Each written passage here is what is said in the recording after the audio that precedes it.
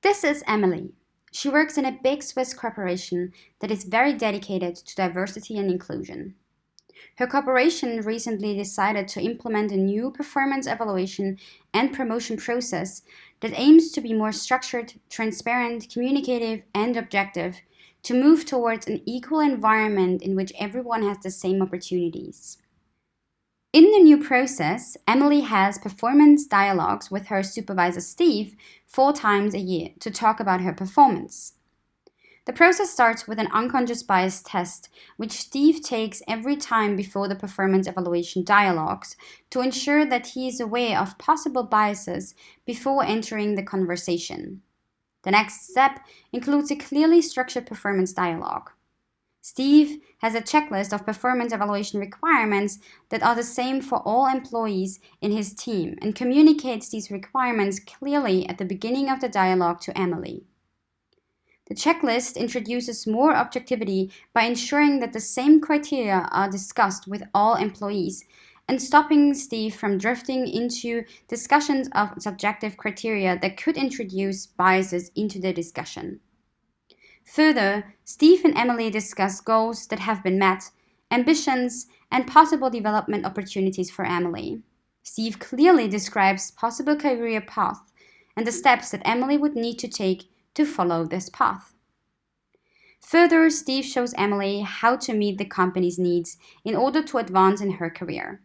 In the next step, Steve writes a review in an online tool that immediately checks the written text for a gender-neutral language so that everyone is on a level playing field when it comes to promotion discussions. In the same tool, a performance portfolio is compiled about Emily. To add more diverse perspectives to the process, colleagues also write feedback on Emily's performance in the same tool, and this is added to her portfolio.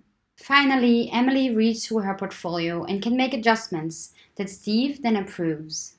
This provides transparency throughout the creation of the performance portfolio.